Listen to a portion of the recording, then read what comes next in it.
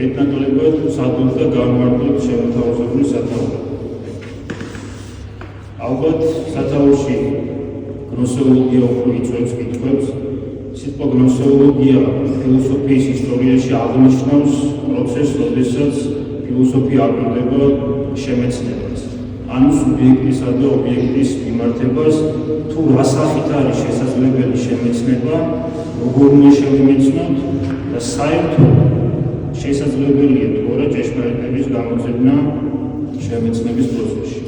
მოხსენების პარაგრაფში ჩვენ შევესწრებით შემეცნების შესახებ ვსაუბრობთ ასკეტიზმის პარაგრაფში, რომელიც ქრისტიანული ფილოსოფიის უდავოდ დიდი მონაპოლარია მიუხედავად იმისა, რომ ანტიკურ ფილოსოფიაში შეიმჩნეოდა მსგავსი მიდგომები, მე ამაზე მოგახსენებთ, მაგრამ უმეტესად შევეცდებით გამოვყენოთ ქრისტიანული ფილოსოფიის რაობა, რომელიც როგორც წესი ფილოსოფიის ისტორიაში მიჩქმალულია ხოლმე ერთადერთი მიზეზით, ვინაიდან იგი არის ნაყოფი რწმენისმიერი ფილოსოფიისა. მოგეხსენებათ, ევროპული ფილოსოფია მეტადრე ნიჰილისტურად არის განწყობილი და იყო განწყობილი ქრისტიანობის მიმართ, ვინაიდან ქრისტიანობა ეკუთვნებოდა გამოცხადებით უცოდნეს. წინამდებარე მოხსენება შესაძლოა მოთავსდეს ფილოსოფიის ერთი დარგის ჩარჩოში, რომელსაც ქვია თეორიული ფილოსოფია. რას ნიშნავს თეორიული ფილოსოფია? იგი პრაქსისისაგან განსხვავებით ცდილობს თეორიული საწყისები გამოძებნოს ნებისმიერი იდეისა. ეს იდეები ნებისმიერი ადამიანისათვის ცნობილია, არ აქვს მნიშვნელობა მავანი ფილოსოფოსობს თუ არ ფილოსოფოსობს.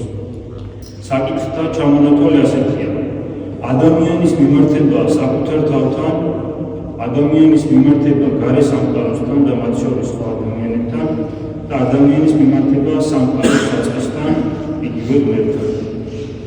აი ფილოსოფიისა და ქრისტიანობის დამოკიდებულება ფაქტობრივად ისტორიაა ქრისტიანობისა, ვინაიდან ცალკეული გამონათქვამების გარდა ჩვენ სახეზე გვაქვს ქრისტიანი წმინდა მამათა უკეთილშობილესი დამოკიდებულება ანტიკური ფილოსოფიისაგან. ევროპულ ცივილიზაციაში მუსილებს მსგავსი აზრით, რომ ქრისტიანობა წარმოადგენს ანტიკური ფილოსოფიის სრულყოფას. ეხლა ეს ტერმინი სრულყოფა შესაძლებელია მრავალგვარად დაიყოს. სრულყოფა შესაძლებელია ნიშნავდეს დაშენებულ საფუძველზე მთლიანი შემოჭრის აგებას, მაგრამ ეს არის ცალკე მომიტი ტერმინი და ჩვენ არ უნდა გვესმოდეს ეს სიტყვა ამგვარად. პირიქით, რასაც ანტიკური ფილოსოფია იწევდა, ზუსტად ის არის ქრისტიანობა და არა ის, რომ ქრისტიანობამ ანტიკური ფილოსოფია საფუძვლად გამოიყენა. ერთი და იმავე ტერმინის გამოყენება არ ნიშნავს, რომ ადამიანი რომელიმე პიროვნების მოძღვრებას მისდევს. მოგეხსენებათ, ანტიკურ ფილოსოფიაში არსებობდა ასკეტიზმის გამოვლენებანი და არსებობდა ლოგოსის ცნება. აი მაგალითად, პითაგორას სკოლის წარმომადგენლებს, რომლებიც გამორჩეული იყვნენ ასკეტური ცხოვრებით, მათ სჩვევოდათ ისეთი პატარა დაზღუმანებული წესები, მაგალითად როგორიც არის აკრძალვა ლობიოს პარტუსზე შეხებისა. ეს ბუნებრივი ადამიანის შემეცნებასთან პიროვნებას ვერაფრით ვერ მიიღოს. რა შუაში შეიძლება იყოს დაუშვათ ლობიოს პარტუსზე ხელის შეხებით აკრძალვა. აი ჩვენ გვაქვს ესეთი ტექსტი ლავსაიკონი, პალადი ჰელენოპოლერის, რომელიც აღწერს მეუდაბნოე მამათა ერთ-ერთი პირველი აღწერა ეს ტექსტი მეუდაბნოე მამათა მოღვაწეობისა, სადაც პალადი ადრესატს ლავსეს, როდესაც წერს ეპისტოლეს, აძლევს ასეთ რჩევას: ლავსე, შენ შეგვიძლია მიირთვა ღვინო, მაგრამ ღვინო არ უყვარდა. ეხლა რა იგულისხმება პალადაში? მოგეხსენებათ, ღვინით გამოწვეული სიმთვრალე ხანდახან წინაპირობა გახდება ხოლმე მრავალი ნებიანი გამოვლენებისა ადამიანისა. მაგრამ ლავსაიკონის ავტორი ბატონ ლავსეს ეუბნება ასეთ რაღაცას, რომ ღვინის მსმელი შესაძლოა უკეთესი ღვთისმოსავი იყოს, ვიდრე წყლის მსმელი. და წყლის მსმელთაგან პალადის ამ სიტყვებს ამბობს: მე გამოარჩევდი პითაგორას, დიოგენე ლაერტოსა და პლატონს. რას ნიშნავს, რომ ისინი წყლის მსმელები არიან. მათ გააჩნდათ გარეგანი ასკეტური გამოვლენებები, რომელიც დაცლილი იყო ყოველგვარი შინაგანი მოცემულობისაგან. ნამდვილად არ იქნება სული ადამიანი მოწმენია თუ არ არის მოწმენე, როდესაც იგი საკუთარ სხეულს შეაჭირებს და რომელიმე პრინციპზე უარს იტყვის. მაგრამ ამას უნდა გააჩნდეს საბოლოო მიზანი. აი ამ საბოლოო მიზანზე საუბრობს ქრისტიანული ფილოსოფია და ფაქტობრივად ასკეტიზმითა, ანუ სხეულის შეჭირვებითა და მისტიციზმით, ამ განწმენდილი სხეულით ღვთის ჭვრეტით ყალიბდება ქრისტიანული ფილოსოფია. ზოგადად, როგორც სეკულარული, ისე ქრისტიანული ფილოსოფია გნოსეოლოგიაში გამოყოფს შემეცნების ორგანოებს, რაც ცხადია ყოველი ადამიანისათვის ერთი და იგივეა. რა იგულისხმება შემეცნების ორგანოებში? ეს არის სხეული, ეს არის შეგრძნებები, ეს არის სამშვილდელი, ეს არის სული, მაგრამ აი ქრისტიანული ფილოსოფია ამატებს ერთ განსაკუთრებულ მომენტს. ეს არის ნებელობა. და ფილოსოფია ცდილობს, მაგალითად სტოიკოსებს გავხსენებდი, რომლებიც ცდილობდნენ მენტალურად გაეკონტროლებინათ მათი სხეულის მოთხოვნილებები, მაგრამ ისინი იყვნენ ამპარტავანი. ისინი ცდილობდნენ, რომ სხვა დამცრობილიყო, ცდილობდნენ, რომ მენტალური, ასე ვთქვათ, ბრძანებულობა დაემყარებინათ სხვაზე და მათი სიძლიერე ამ კუთხით გამოჩენილიყო. აი ქრისტიანობაში საკითხი პირიქით დგას. დიდი ყურადღება ეთმობა თავდაპირველობას და ამიტომაც არის ნებელობა განსაკუთრებული მომენტი ქრისტიანული გნოსეოლოგიისა. ჩვენ გვყავს ქრისტიანობაში ერთი დიდი ასკეტი მოღვაწე ეგვიპტელი წმინდა ბარსანოფი, რომელსაც როდესაც მისი მოჩილი გაუგზავნის წერილში ასეთი რამ წერია, რომ ეს მოჩილი ფრიად დაუწყობლებულია სულითა და სხეულითა და წმინდა მამას თხოვს რჩევასა და დახმარებას. წმინდა მამა მისცეს მხოლოდ ამ სიტყვას: ძმაო, შენ წერ რომ სხეულითა და სულით ავათხარ, მაგრამ რატომ დამიმალებ ჯანსაღი პირადი ნებართვას? აი ეს ნებელობა არის ისეთი მომენტი, რომელიც ჩვენ გვათხოვინებს ამ მოხსენების ფარგლებში, რომ როგორიც არის შემეცნების ორგანოების სხეული მგრძნობელობა სულის სამშვილდელი, ისეთია თავად შემეცნებას. ამიტომაც არის, როდესაც სეკულარული ფილოსოფიური ისტორია მოკლებულია ღვთის პირდაპირ შემეცნებას. ჩვენ ვიცით სიტყვა ღმერთს რა პოსტულატები ესადაგება. იგი უნდა იყოს ყველგანყოფი, უნდა იყოს ყოვლადწლიერი, უნდა იყოს მარადიული. როგორ ფიქრობს ადამიანი მავანი, ნებისმიერი საქმის მოთავებისას ჩვენ გვმართებს შესაბამისი მოთხოვნა. ნებისმიერ ადამიანთან ურთიერთობისას თუ ჩვენ გსურს მისი ყურადღება დავიმსახუროთ, გვმართებს შესაბამისი მოთხოვნა. ნებისმიერი წარმატების მისაღწევად ჩვენ გვევალება შესაბამისი ნაბიჯების გადადგმა. და როდესაც ასეთი არსების, ან ყველგანყოფის, მარადიულის ყოფის შემძლეს, როგორ დაინახავს ადამიანი თუ შესაბამის ნაბიჯებს ატოვებს, როდესაც უბრალოდ ოჯახის წევრის ყურადღებასაც მაშინ გამოსახულეთ, როდესაც ჩვენ შესაბამისად მოვიქცევთ. კლიმენტი ალექსანდრიელი, რომელსაც ევსები კესარიელი ამგვარად შეამბობს, რომ იგი იყო საუკეთესო მასწავლებელი ქრისტეს მიერ ფილოსოფიაში, ამბობს საოცარ სიტყვებს, რომ ფილოსოფია ბერძნებს იგულისხმება ანტიკური ფილოსოფია. როგორც ერთგვარი აღთქმა ისე მიეცათ. ჩვენ ვიცით ქრისტიანობა, რომ ჩვენთვის მოცემული ორი აღთქმა, ძველი და ახალი აღთქმა. მაგრამ აი კლიმენტი ალექსანდრიელი ამბობს, რომ ბერძნებისათვის ასეთივე აღთქმა იყო თავიანთი ფილოსოფია, რომელიც იყო ქრისტეს ფილოსოფიისაკენ მიმავალი ნაბიჯი. კლიმენტი შემდგომ ამას ჩაშლილად საუბრობს ტრაქტატში სტრობატები და იხსენებს ჰერაკლიტეს ცნობილ ფრაგმენტს, როდესაც ჰერაკლიტე ამბობს თავისი ინტუიციით ცხადია: მე კი არა, ერთ ჭეშმარიტ ლოგოს უსმენ. ლოგოსი ფილოსოფიის ისტორიაში, ასევე ქრისტიანობაში წარმოადგენს რაიმე სახის საწყის, რომელიც მთლიანად განწყობილია სამყაროში, რაღაც გონის მიერ საწყის და მთლიან აზრს. და არ არის შემთხვეული, როდესაც იონე ღვთისმეტყველი თავისი მეოთხე სახარების აღწერას ასე იწყებს, რომ პირველიდან იყო სიტყვა. სიტყვა არის ლოგოსი. ამიტომაც არის, როდესაც ქრისტიანი რომელიმე საკითხს მსჯელობს, და ეს ენათმეცნიერებაში დიდი ხანია შემოშლილია, რომ ჩვენი ენობრივი აპარატი იმთავითვე მიბმულია ჩვენ საზღვრებაზე. სპეციალური ტერმინიც კი არსებობს ლოგისტიკო, რაც ნიშნავს ლოგოსის მიერ, ანუ სიტყვის მიერ, აზრის მიერ ბუნებაში გამოხატულ ვაზთა თანხმიერებას. და ამიტომაც არის, როდესაც ჩვენ უცხოერის წარმომადგენელთან გვაქვს კომუნიკაცია, მასთან არათუ ენობრივი ბარიერი გვაქვს, ხოლო გავარმა რომელიმე ენა არ იცის შესაბამისად, არამედ მასთან გვაქვს ღირებულებითი ბარიერიც, იმიტომ რომ ლოგოსის სიტყვა და აზროვნება ქრისტიანისთვის მიემართება არა სამყაროში გაბნეულ უწესრიგობას, რომელსაც ანტიკური ფილოსოფიის მიხედვით დემიურგოსი აწესრიგებს, არამედ ქრისტეს, რომელიც განკაცდა, რომელიც მამის წიაღში იყო. ასეთი ტერმინები ფილოსოფიისათვის ცნობილია, რომელიც არის მიკროკოსმოსი და მაკროკოსმოსი. გრიგოლ ღვთისმეტყველი იწყებს ამაზე მსჯელობას და ცდილობს გამოკვეთოს ქრისტიანული ფილოსოფიის ფუნდამენტი. მოგეხსენებათ, მიკროკოსმოსი აღნიშნავს მცირე კოსმოსს და მაკროკოსმოსი აღნიშნავს უკიდეგანო კოსმოსს. ის რომელშიც და რომელ გალაქტიკებშიც ჩვენ ცხოვრობთ. დიდი სიურპრიზი არ იქნება თუ ვიტყვით, რომ ადამიანის მიმართება ფილოსოფიის ისტორიაში მიკროკოსმოსი, ანუ პატარა კოსმოსი და დიდი სიურპრიზი არ არის, რომ ადამიანები ჩვენ ამ უშუალებელ უკიდეგანო კოსმოსში გალაქტიკაში ვცხოვრობთ. გრიგოლ ღვთისმეტყველი იწყებს ამ ყველაფრის შეგუნებას და ამბობს, რომ ეს უკიდეგანო კოსმოსი იმყოფება ადამიანში. ეს რას ნიშნავს? ადამიანს მრავალსხეულებრივ თვისებასთან ერთად აქვს ასევე მოაზროვნეობითობის თვისება, რომელიც არის მიღმიერი მოცემულობა. ეს რას ნიშნავს? ნებისმიერ თქვენთაგანს დაუხუჭოს თვალები და წარმოგდგენია და უმოგზაურია.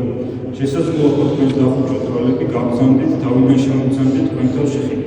ეს არის ის მიღმიერი მოცემულობა, რაც თუნდაც ამხელა უკიდეგანო კოსმოსს ამყოფებს ადამიანში.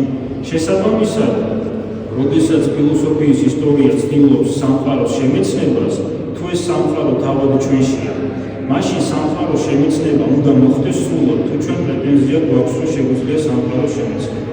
ჩვენ დავასახელეთ სხეული, გული, სული, სამშუნელი და ნებელობა.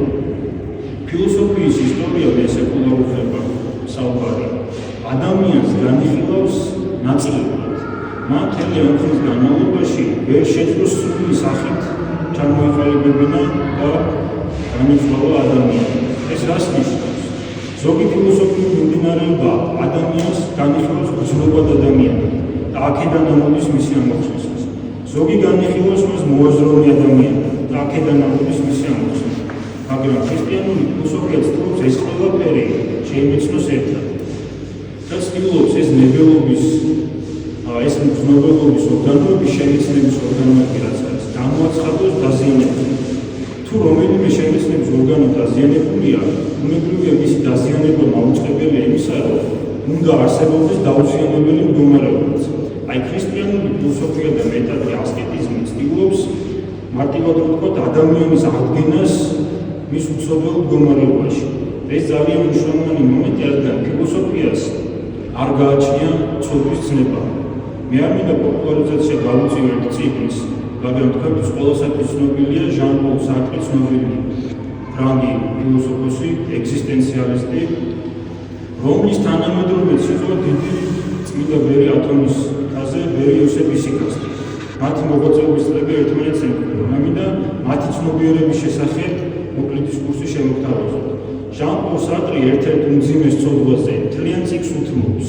და მე შეგნებოდ არ ვასახელებ ამ წიგნს როგორც პოპულარიზაციის მიზნით. ამას შეუძლია მოიძიოს. და მას აქვს ყოველთვის დადებითი დამოკიდებულება ამ ცოდვის მიმართ. და მეტიც აღწერს კიდეც როგორ აღასრულოს ეს ცოდვა საკუთარ სხეულზე. და ამ დროს ბერი იოსებ ისიქასტი ახალგაზრდა ჭაბუკი, როდესაც იგივე ანალოგიურ ნებას ებრძოდა, მისი მორჩილები იხსენებენ, რომ მან ხისაგან გამოთალა პატარა ჯორკო, რომელზეც 8 წლის განმავლობაში მოღვაწეობდა და მასზე ეძინა და როდესაც ეს უნება შეაწუხებდა, სპეციალური ჯოხი ჰქონდა კეტი გამოხილი, რომლითაც თავს იჯოხავდა. ეს არის ქრისტიანობისა და ფილოსოფიის განმასხვავებელი ნიშანი, როგორ უდგება ადამიანი საკუთარ სხეულს. ეხლა ადამიანმა შეიძლება შემოგვიუპირისპიროს ასეთი რამ, რომ ეს თუნდაც ინდურ ფილოსოფიაში, ან ჩინურ ფილოსოფიაში ასკეტიზმისა და სხეულის გაკონტროლების სახით ხდება. მე მინდა მას გავახსენო ქრისტეს სიტყვები, როდესაც ის საუბრობს, ესაუბრება ადამიანებს და მათ ეუბნება, რომ მათ უნდა აღიღონ ჯვარი, მოარყონ თავითვისი და შეუდგნენ მათ. ქრისტე ამბობს ასეთ სიტყვებს. უღელი ჩემი ტკბილა არის და თვირთი ჩემი მსუბუქარს. ალბათ ყველას ერთხელ მაინც გჭირია მძიმე თვირთი ხელში. ვიღაცა შესაძლოა შემოგშველებია არის პარკის ერთი პური მას დაუჭერია მეორე პური ჩვენ და ეს თვირთი მსუბუქდება. თვირთის თვირთობა მდგომარეობს იმაში, რომ ის მძიმეა, მაგრამ ქრისტე ამბობს, რომ მასთან ერთად არის მსუბუქი. ეხლა რა იგულისხმება ამ მსუბუქში? ადამიანმა რომ არ ჩაგვითვალოს, რომ ჩვენ რაღაცა ირეალურ სამყაროზე, რწმენის სამყაროზე ვსაუბრობთ, რომელიც ვიღაცას წამს და ვიღაცას უბრალოდ არსავს. ტერმინი უღელი არის აქ განსაკუთრებული. ბერძნულად ეს ტერმინი ჟღერს ასეთ უგონო. რუსულად ეს იქნება იგო. ინგლისურად ეს იქნება იოგ. მაგრამ სანსკრიტზე, ინდური ფილოსოფიის ძველ ენაზე ეს ტერმინი არის იოგა. მოდი ჩავსვათ ახლა ეს ტერმინი ქრისტეს სიტყვებში, როგორც არ გაგვიგოს ადამიანებს მენელმა ისე თითქოს იოგას ჩვენ დღევანდელი გაგებით გულისხმობთ, რომელიმე სატრენაჟერო დარბაზში რაღაც თანხის გადახდის შემდგომ რაღაცა სპეციალურ გაწევრებს გავაკეთებს პირველობა. იოგა ინდურ ფილოსოფიაშიც გულისხმობს საკუთარი ფიქრების გაკონტროლებას, რასაც მერაბ მამარდაშვილი ეძახდა ადამიანის სულიერებას, გაგიჟებულ მაიმუნთა ხტუნვა. ადამიანს არ შეუძლია ამ ფიქრების გაკონტროლება, თუ მან სპეციალური ასკეზა არ გაიარა. კათოლიციზმში არსებობს ეგნატე ლოიოლას ასეთი ტრაქტატი სულიერი საღვთისმშობლი, რომელიც ერთი თვის განმავლობაში ადამიანის ასკეტურ აღმასვლას ასე ვთქვათ აკონტროლებს. მაგრამ წელიწადში არის 12 თვე ქრისტიანობა, მართლმადიდებლობა არ სწავლის 12 თვეს და მარადიულ ასკეზას. აი ამ იოგაში ფაქტობრივად იგულისხმება, რომ ქრისტე გეუბნება, რომ ჩემი იოგა, ანუ იოგაში გულისხმობ აზრებისა და ფიქრების გაკონტროლებას, დაბალ გონიერებას, რასაც მართლმადიდებლური ფილოსოფია უწოდებს, არის იონი. ეს რას ნიშნავს? თქვენ ყველა ვიცით უღელი როგორ გამოიყურება და ყველა ვიცით ჯვარი როგორ გამოიყურება. უღელში უნდა შეიყოს ორი ხარი, ერთი მარჯვნივ, ერთი მარცხნივ. და ხარის გარდა სხვა ცხოველიც ვერ ძლევს, ანუ იმდენად მძიმე არის. ასევე ჯვარშიც უნდა შედგეს ორი მხარი, ერთი მარჯვნივ, ერთი მარცხნივ. ანუ ეს არის ის ფილოსოფია, რომელსაც ერთი პატერიკი ასე გადმოგცემს, რომ გამსწრალი ადამიანი მიუბრუნდება ქრისტეს და სილაზე მის ნაფეხურებს აჩვენებს და ეუბნება, რომ უფალო შენ უნოტობი, რადგან ეს მხოლოდ ჩემი ნაფეხურებია. ქრისტე შეუბრუნდება მას და ეტყვის, უგუნურო. ეს არის ჩემი ნაფეხურები და მე ხელში აყვანილი ვიყავი. გვაქვს ერთი ასეთი პატერიკიც, როდესაც ხელოსნები მონასტრის მშენებლები დაინახავენ ღამით ერთ ბერს, რომელმაც ჭიშკარი გამოაღო და ტყეში გაიქცა. და პატერიკი ასე გვაუწყებს, რომ ერთმა ხელოსანმა იფიქრა, რომ ეს კაცი სოფელში მიდიოდა ქუდობისათვის. მეორე მიფიქრა, რომ ეს ბერი მიდიოდა სასმლისათვის. მესამე მიფიქრა, რომ ეს ბერი მიდიოდა თავისი ბნებების დასაკმაყოფილებლად. და პატერიკი აქ წყდება ამ სიტყვებით. ჩვენ არ ვიცით საწავი და ბერი, მაგრამ ვიცით რომ ერთი ადამიანი იყო ოთი, მეორე ხუთი, მესამე გუში. ეს არის ადამიანის შინაგანი მდგომარეობა, რომელსაც ვერც ერთი ფილოსოფიური მოძღვრება ვერ გაიქცევა. იმიტომ რომ ჩვენ ყველა წლების შემდგომ ის კი არ გაგვაერთიანებს, რომ ოდესღაც ამ შესანიშნავ შეხვედრაზე შევიდრებთ. ყველას გაგვაერთიანებს ერთი რამ, რომელიც მუდამ შიშის მომგვრელი იყო ადამიანთა სულიერებისათვის. ეს არის სიკვდილის შიში. და ფილოსოფია თუ ის ჭეშმარიტი ფილოსოფია ადამიანს უნდა ამზადებდეს სიკვდილისათვის და არ აქვს მნიშვნელობა ადამიანს რაიმის სწამს თუ არ სწამს. უწმინდოც მოხდება. და როგორც ერთი არაბული გამოთქმა გვეუბნება, ადამიანი ფრთხილად უნდა იყოს, რომელ მოხუცს მოусმინოს, რადგან სულელებიც ბერდებიან. ეს არის ის ფილოსოფიური მონახაზი, რომლითაც ჩვენ შეგვიძლია გამოვხატოთ ქრისტიანული ფილოსოფიის რაოდენობა. ჩვენ ყავს ერთი შესანიშნავი მოღვაწე, რომელსაც ჩემი ქეკვანახულად დაჭირდება ეფრემ ცირეზემა საუბარი, რომელიც განმარტავს რას ნიშნავს ფილოსოფია და ამბობს შესანიშნავ სიტყვას. ჭეშმარიტსა ფილოსოფოსობა, ესე იგი სიბრძნის მოყვარება, ჭეშმარიტსა მონაზონებასა უწოდებენ. რას ნიშნავს ეს? ჩვენ ვიცით ტერმინის განმარტება ეტიმოლოგიურად ფილოსოფია ნიშნავს სიბრძნის სიყვარულს.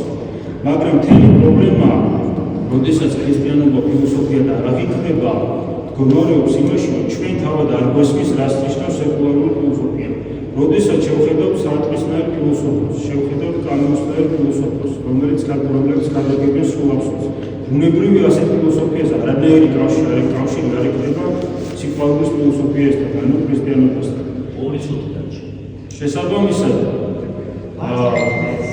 შესაბამისად აუცილებელია, რომ ეს ასკეტური კუთხით განიმარტოს ეფრემ სირის სიტყვები. თუ ჩვენ ჩავხედავთ ახალ აღთქმას, წავიკითხოთ ფრაზას, რომ ქრისტე არის სიბრძნე და ძალაგი მამისა. თუ ჩავხედავთ ივანე ღვთისმეტყველის სახარებას, სხვათა შორის ეს ქართულ თარგმანში სწორედ არ ჩანს, მაგრამ აქ ბერძნულის მრავალმოცემული ეწება. თარგმანით ასე, როდესაც ქრისტეს შეეკითხებიან, რა გქვია, ქრისტე ეტყვის დასაბამი. და ჩვენ ვიცით ახლა ძველი ახალი მოწყება დასაბამი იქნა ერთმან წაიდა ქვეყანა. მე მინდა შევეხო ადამიანის პიროვნების განსაკუთრებულ მომენტს, როდესაც მას შეუძლია პიროვნებაში თქვას მე ვარ.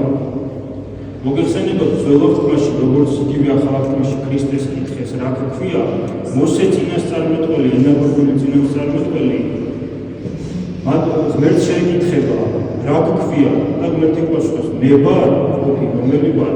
ეს არის გნოსეოლოგიის ერთ-ერთი მომენტი, როდესაც თეორიული ფილოსოფია მსჯელობს ნამდვილი ყოფიერების, ანუ ონტოლოგიის შესახებ. და ამ შემთხვევაში ღმერთი თავად გააცხადებს, რომ იგი არის ჭეშმარიტი ყოფიერება. და ვინაიდან ადამიანი არის ხატიდან მსგავსი ღვთისა და ფლობს ღვთაებრივ თვისებებს, როგორც არის მოგაზროვნეობითობა. ადამიანსაც აქვს შესაძლებლობა სიტყვების წარმოქმნისა მე ვარ და დღის განმავლობაში ჩვენ ამას ხშირად ვამბობთ, მაგრამ ქრისტიანული ფილოსოფია გამოკვეთს კონტექსტს, რა შემთხვევაში აქვს ადამიანს სიტყვებისა მე ვარ თქვის უფლება. თუ ღმერთი ამბობს, რომ იგია ნამდვილი ჭეშმარიტი ყოფიერება, აი პავლე მოციქული ამბობს, რომ ცოდვილთა შორის პირველი მე ვარ. აი ეს ცოდვის განცდა არის ის, რასაც ჩვენ ყოველდღიურად განსხვავებას სეკულარულსა და ქრისტიანულ ფილოსოფიას შორის. არსებობს ასეთი ტერმინი ისიქია და მე ვახსენე წმინდა ბერი იოსებ ისიქასწიც. ეს არის მყუდროება, ეს არის ბუმარება. და ესეთი გასართობიც არის ხოლმე ფილოსოფიაში, რომელი ჰომო უპირატესი ჰომოებს შორის და აქ იგულისხმება მაგალითად ჰომო ფაბერ, ჰომო ერექტუს, ჰომო საპიენს და ასე შემდეგ, ასე შემდეგ. მაგრამ ფილოსოფია ცხადყოფს, რომ ადამიანის უმაღლესი განსაზღვრებებია ჰომო რელიგიოზუს, ანუ რელიგიური ადამიანი, და ჰომო მორალის, ანუ მორალური ადამიანი. მაგრამ აუცილებელია, რომ დავამატოთ ქრისტიანული ფილოსოფიის კონტექსტში ჰომო სილენტუს, რაც ნიშნავს მდგმარე ადამიანს. ადამიანი ქრისტიანულ ფილოსოფიაში არის მდგმარე და ცდილობს გაუგებრებული, დაზიანებული შემეცნების ორგანოების აღდგენას. და აქედან გამომდინარეობს ის მომენტი, რაც ჩვენთვის ყველასთვის ცნობილია. პირველი შევიდა სამოთხე შავოსადგური, როდესაც ივანე ოქროპირი წერს ტრაქტატს 4 დღიანი ბაზარის შესახებ, მოგეხსენებათ ბაზარი 4 დღე იყო დათვლილი სასაფლაოში. ღმერთს მიმართავს შეკითხვით და მასვე ამეთვალებს პირველ პირში. ივანე ოქროპირი უფალს შეკითხვას. უფალო, ჩვენი პირველშობილი ადამი ერთადერთი ცოდვის გამო გამოაგდეს ამ ოთხიდან და აბაზაკი ამდენი ცოდვის თანამდები. ესე უბრალოდ ერთი სიტყვის გამო შეყავს სამოთხეში და უცბად ქრისტე პასუხობს და ჩვენ ველოდებით უცებ პასუხს. ქრისტიანობს დიახ. ეს არის ის მომენტი ქრისტიანულ ფილოსოფიაში, როდესაც ადამიანისა და ღვთის ნება უნდა შეერწყას ერთმანეთს. აი ჩვენ გვაქვს ასეთი მოცემულობა ქრისტიანულ ფილოსოფიაში, რასაც ქვია ფილოსოფიური ქიროტონია, რაც არის შთამომავლობით გადმოცემა. აი თუ ფილოსოფია და მავალი დაინტერესებულია ფილოსოფიით, თუ ფილოსოფია გადაგებს ჭეშმარიტებას და მისი წიაღისეულები ჭეშმარიტია, მაშინ ის უნდა იყოს ჭეშმარიტი ყველა კონტექსტში. მაგრამ მოდის ერთი ფილოსოფოსი და აუქმებს მეორის მოწყვლებას, მოდის მესამე და აუქმებს წინას მოწყვლებას. და ბასილი დიდიც ამბობს, რომ საკუთარი თავის დასამხობად მრავლად არიან. მაგრამ აი ქრისტიანობაში შეიმჩნევა ქიროტონია, როდესაც წინასწარმეტყველთაგან დაუწყები გადადის წმინდა მამებზე და ფილოკალიის ქვესათაური თუ ვიტყვით ზნეობრივი ფილოსოფიის გზით განსწრებს გონებას. ახლა ჩვენ გაგვით ვახსენეთ და შესაძლოა მრავალ ფილოსოფოსს აქვს მცდელობა იმისა, რომ განწმინდოს გონება. მაგრამ ისე თუ ენათმეცნიერებასა და ანთროპოლოგიას დავესესხებით, ფსიქოლოგია გვაუწყებს ამას, რომ ადამიანს არ შეიძლება ჰქონდეს ცნობიერი კავშირი 5000-ზე მეტ ადამიანთან. შესაძლოა ვიღაცა გქონდეს 5000 მე-5, მე-6, მაგრამ ფსიქოლოგია გვაუწყებს, რომ ცნობიერი ახლობლობითი ემოციური კავშირი ვერ გვექნება 5000-ზე მეტ ადამიანთან. მაგრამ ფილოსოფოსები შორებიან იმ საკითხზე, რომ აღმოაჩინონ საყოველთაო ზნეობა, მაგრამ ზნეობა საყოველთაო ვერ გახდება, თუ ის არ არის სხვა პერსპექტივიდან დანახული. ამ პერსპექტივაზეც მოგახსენებთ მოკლედ და შემდგომ ადგილას გადაგიხდით მოსმენისათვის. არსებობს ფილოსოფიაში ყველასათვის ცნობილი ტერმინი აბსურდი და აბსურდიზმი. ლათინური სიტყვა აბსურდუს ნიშნავს ისეთ რაღაცას, რაც იმთავითვე კი არ წარმოადგენს რაიმე ირეალურსა და უაზროს, არამედ ისეთ მოცემულობას, რაშიც იდეა არის ჩასატანილი.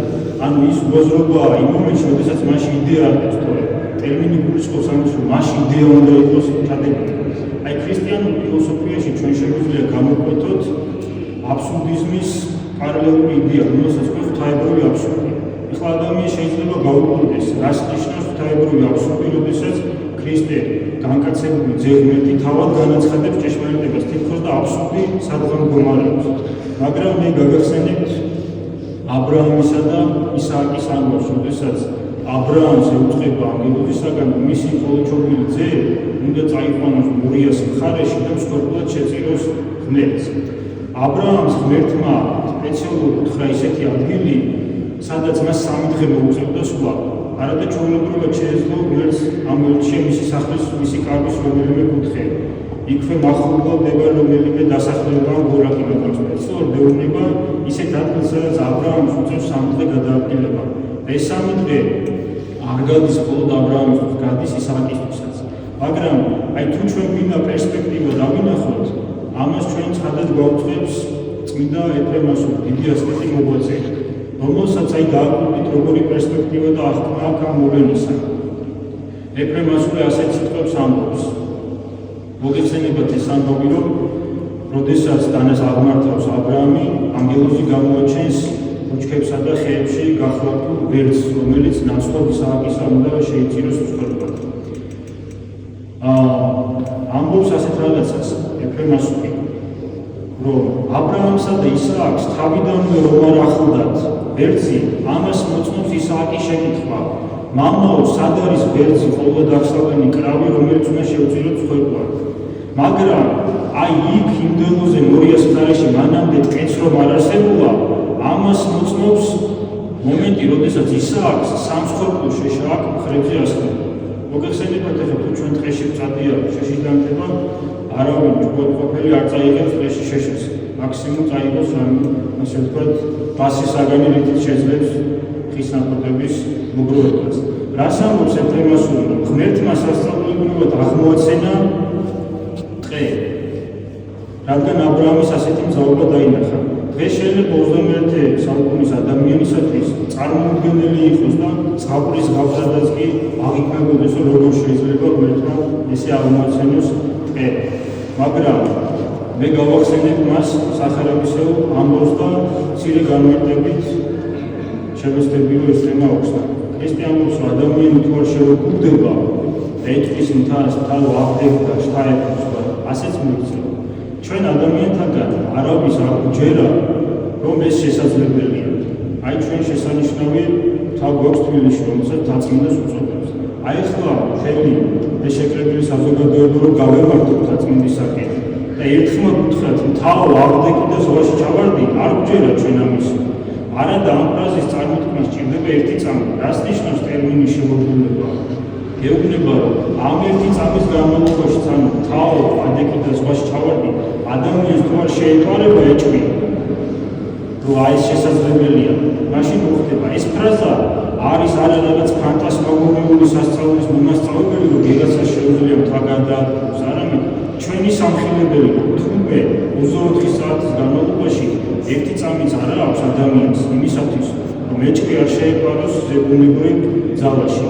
მარკუს თრაკიელი ამის მოწმე, რომელსაც ნამდვილად არ ეპარებოდა ეჭვი.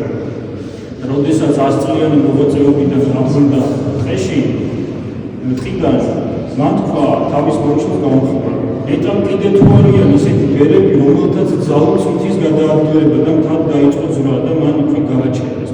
ეს ვიღაცისთვის შეიძლება ფანტასმაგორული ჟღერდეს, მაგრამ მე გავიმეორებ დასაწყისში თქმულს, რომ თუ ნებისმიერი ადამიანის ყურადღების მისაღწევად ჩვენ გვჭირდება რაიმე საქციელის ჩაგდენა, თუ რომელიმე წარმატების მისაღწევად ჩვენ რაიმე საქმის მოთავება და შესაბამისი ნაბიჯების გადადგმა გსურს, მაშინ რაოდენი ნაბიჯი შეიძლება ადამიანს დაჭირდეს გადასარქმევად, რომ ყოვლის ყოველი ყველგან ყოფი არადიული ღმერთი დაიმსახუროს თავის გულში.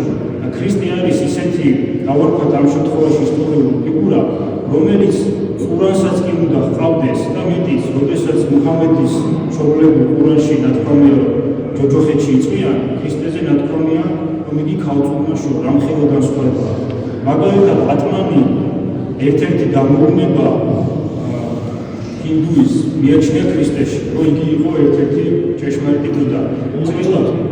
ყველა რელიგიის წარმომადგენელი ცდილობს, რომ ქრისტე თავის ბანაკში დაიმკვიდროს, მაგრამ არც თულოცვი, არც თულობს თავად ქრისტიანი, ვის ხატადავს დავსადაც არის ადამიანი შექმნილი. მე დავასრულებ ჩემ გამოსვლას დიდი ასკეტი მამის ივანე სინელის ხანდახან შეცდომით კლემაქსად წოდებული სიტყვებით, რომელიც ასეთ რაღაცას ამბობს. თუ კი არ ცხოვრდება ყველა ის, ვინც მონაჭრულია, აქ დაბრუნდება.